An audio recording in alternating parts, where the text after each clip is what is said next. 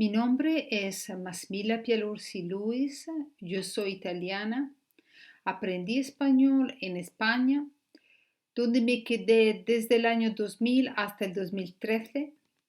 Llegué en España con una beca Erasmus para hacer mi trabajo final de carrera y lo hice en español en la Universidad Complutense de Madrid y luego lo presenté en Bolonia, donde me licencié en idiomas extranjeros.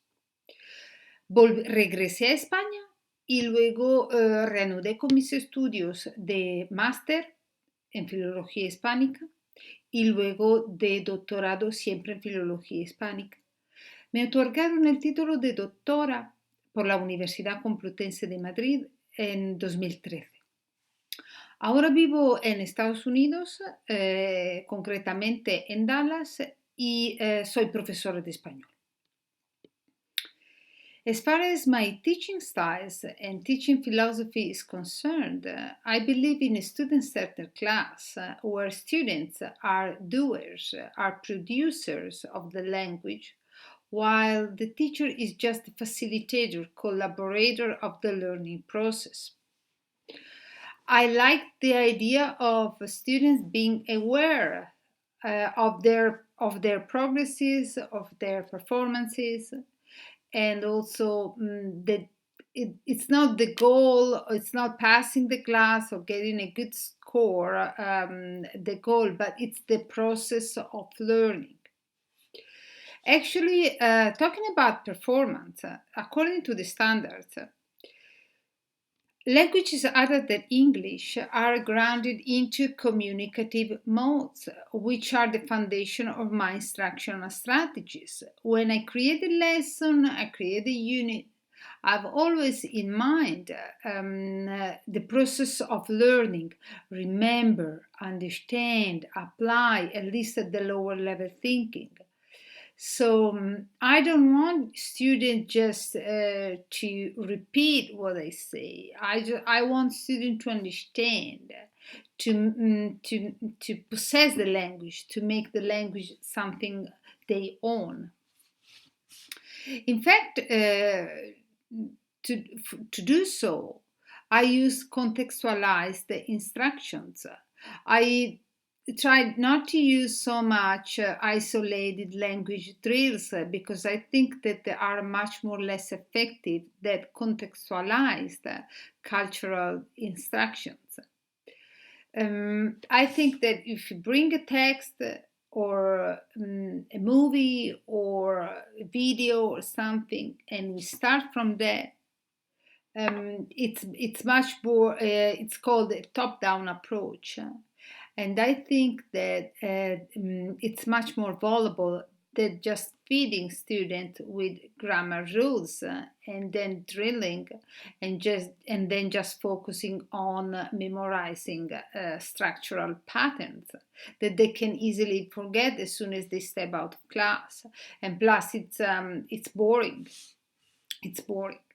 In fact, as I believe that as a teacher, as an accomplished teacher, I need to encompass in my strategies in my class different learning styles.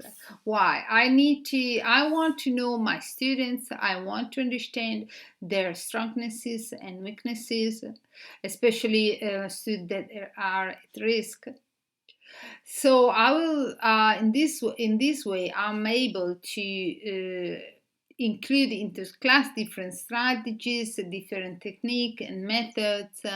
I can use PowerPoint presentation for visual. I can use the four senses. Like the smell, the touch, the hear, and the taste to understand and learn. We can use Venn diagrams. We can use maps. We just can use different strategies, jigsaws, games. You can use role plays, which usually students like. Role plays can be supported by flashcards whenever they need it, right? So, or we can go to a higher level thinking, and just they can make posters, discussions, presentations. Everything depends. All the strategies depends on the age and the level of performance. But what I'm really focused on is on communication, which is I try to negotiate the meaning with my student, even if they are at the novice level and they can have problems with pronunciation. I can try to give positive feedbacks to boost their confidence. The language is something you gain step by step using a lot of input. So students can absorb a lot of input and they can be producer of the language. For example, I like to introduce new vocabularies using objects. I bring into class like I don't know, like vegetables or fruits, and this hands-on learning it's very effective for memorization because students pass the object from hand to hand, naming loud the object, which is let them remember and recollect at later time easily than just I know just then just dissociate the object with the name. If we merge the association, and also if we merge the association, for example, with verbs and actions, they mimic the action. It's much more easier for them to remember, even when they are outside of class. So when I teach instead of grammar, as I mentioned before, I like the so-called top-down approach. For example, if I have to teach the difference between ser and star, the different uses, what I do, I start with the video. There are descriptions of places, of objects, of persons, and related to pictures. So we can stop and re-listen. We can repeat the video more than one time. There are many videos on the net, and I like to use videol.com or the video of Instituto Cervantes, but there are millions out there. So it's just a question of trying to find the best one for the students, right? So if they see the video before and I don't feed them with the grammatical rule immediately, they are more willing to deduce the grammar rule by themselves. At least to get close that there are two different verbs used in a situation that are similar, and they can have different meanings. So then I'd start with the PowerPoint presentation with SER, for example. And I'd explain that SER refers to qualities, inherent characteristics of person and things. For example, if we start with the person, physical characteristics, personality, race, gender, nationality, origin, professions, even professions.